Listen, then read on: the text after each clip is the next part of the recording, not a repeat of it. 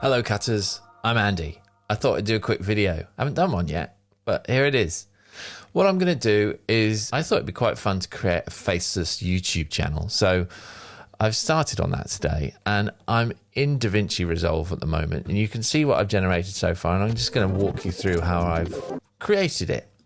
Basically, these YouTube channels are just music and they've got chill music on it, and you sit and watch it, or you just put it on in the background and it plays. So you need a visual that sort of is evocative of the mood. So I've chosen sort of relaxing, chill, lo-fi jazz. And I went through several stages this morning of going through and trying to come up with, using AI, all the tools that I've got at my disposal, which Google Flow, I use that quite a lot, and I created loads of stuff, and I knew I needed a looping background. I couldn't get it to do a looping background, and it kept on coming up with stuff like this, and I'll just play it for you. And it's absolutely beautiful, but it's even put music on it. It's a beautiful image, but the issue with that is that, as you can see here, it doesn't loop well, and that's going to be annoying if it's on an hour-long video.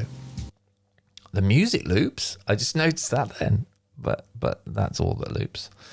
So I went through iterations and different ways of doing it. I generated that freeze frame using Gemini to create the image, and then I used that as the start image. But everything that I did, it would just either, if I did start image the same, end image the same, you can see it's put rain on it, but the smoke's not moving and the lady with the umbrella's not moving.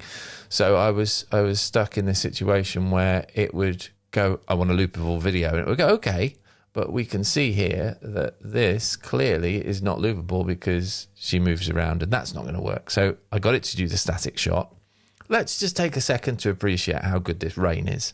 Let's take a second to appreciate how good the mist and the smoke is, and it all makes sense apart from that sign on the right hand side of the door, which who knows what that says.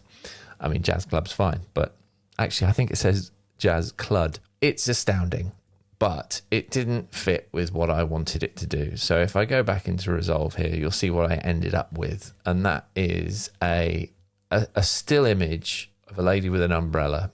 And this, again, is Google Gemini image banana, Google banana image, whatever it's called. And it came up with that image, and all I did was I grabbed that image, quite a high resolution, and I went into Canva, and I added a very simple asset, which is just this rain asset.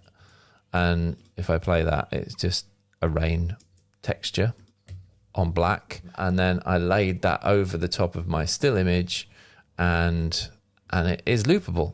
And so in Canva, I exported that as an MP4 and brought it into Resolve. Along with that as well, in my episode 1, I'm calling it, because this is episode 1 of a series of music videos that I'm going to do. So I downloaded a lot of jazz tracks that will, when put together on a timeline, comes to about an hour.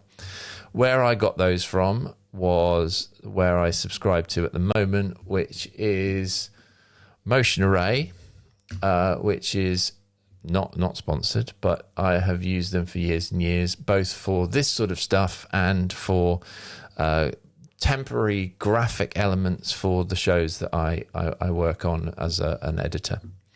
So it's a very nice interface now, and Motion Array have just upped their catalog as well, because I think they've merged with another library.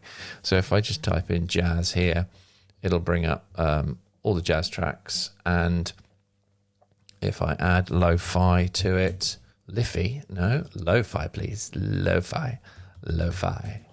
Right, so I got jazz lo-fi as keyframes as keywords, and you can see here that you can preview. I had a certain vibe I was going for as well, so you can see if you scroll down through this list here, these little icons, you can find similar songs, you can add it to a playlist, and you can download it. And you can see the ones that I've added to a playlist have got that little icon there. So that enables you to not only at a glance to realize that if you've downloaded it before, because you can hover over this and see that you've downloaded it today or on another date. So it's a really useful tool, and I use it on most of the projects that I work on. So I downloaded all of those files and I imported them into my project, which I'm calling Jukebox. It's a very simple timeline. I've got all my music in here that I downloaded off my playlist. I've got my timelines. I've got my video assets, which is the Jazz Rain. That is straight out of Canva. And then I just bash that down into loads and loads of little clips, and then open in timeline, and then you can look inside that comp. That's a video file just repeating over and over again.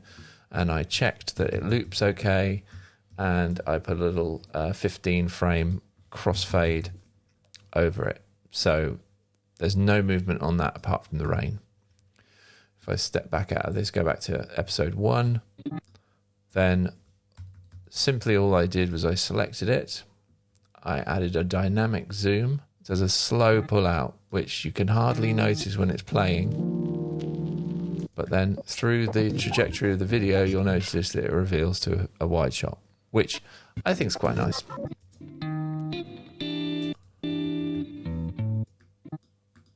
What we want this to do is we want it to be there when people click on, and then in a tasteful way, just go away. Video transitions, clear this, and then have something just tasteful. Maybe not crash zoom. Let's just see what this looks like, just to see. Probably be terrible. Yeah, terrible. Okay, so we want something a little bit more tasteful. I'm normally a fan of a glitch, but on this occasion, we might just do a nice little pan up. A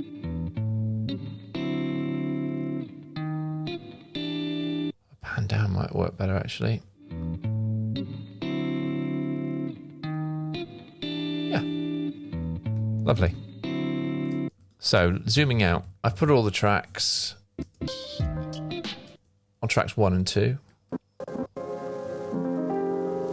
I've done what what is a checkerboard. A checkerboard is useful because what it enables you to do is look at the end of a track, and you could do a crossfade, but then you're going to run into the issue with this track doesn't have handles on it. And so what you can do is allow one track to overlap the outgoing, and that checkerboard enables you to have that. And I do that with all my music tracks. So I always have 2 stereo tracks that have got music on them.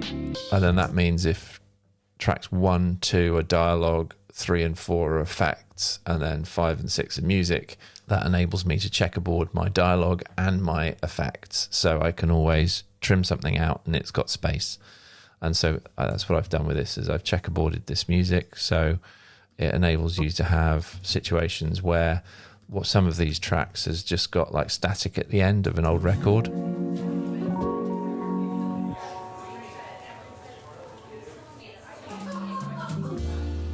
And there's the new track kicking in underneath the atmos of the last track. So that's why I checkerboard. Then because this is a comp, and that is as simple as you click on that and go new compound clip, you name the clip, and it has created that into here, and I call it Jazz Comp. That enables you to just put the dynamic zoom on it in one go, and also what I've put on it is a film look creator. It's calling a custom one, but basically it's just a 35mm film effect with a slightly heavier vignette on it. So there's the title. That wipes off in a very pleasing way. And then it just runs. So because the title of the video is going to have all of the stuff that you need to know about it, there's no need to have it on screen. It can just run. And it's just a nice, pleasing thing. So the other thing that I do is when I go to the Deliver tab, because that's all ready now, I haven't changed any of the levels of those tracks. They're all sort of like as the musician delivered them. So I'm going to go to deliver now, and you can see everything on the timeline there. On video, I've just called it Rainy Jazz. I've set my location to my project in my folder set up on my hard drive, and I've created a folder in Music to Chill, export. So you just select that. I'm doing a QuickTime H.264. This is just 1080. This project at 25 frames per second, which is set in the project settings. I always do 25 frames per second because I'm in a PAL country. It works perfectly well with YouTube, whether you do 30 or 25, it adapts to it. But I like my projects to be, if I'm working with 30 FPS footage, I set the project to 30. If I'm generating it from scratch, then I'll do it at 25. So it's 1920, so it's just HD. That's fine. If you go to the audio tab, then I'm sticking to the defaults. The only thing that I've clicked here, which is under audio normalization, is something I do every time. I do normalize as opposed to optimize, and I set it to YouTube if it's going to YouTube. Output track 1 is a little bit of an oddity. That is referring to the output from the mixer, not these tracks. So output track 1 will output track a mix, basically. So that's ticked as default, and it should stay so. Add that to the render queue. It's asking me if I want to replace because I did a test export earlier. So I'm going to replace that, and it's going to render it. And I'm going to click render. There we go. And in total, that video is 56 minutes. Right, so I'm going to let that chunder. That's not the right word. I'm going to let that process now. I'm going to upload it and see you on the next one.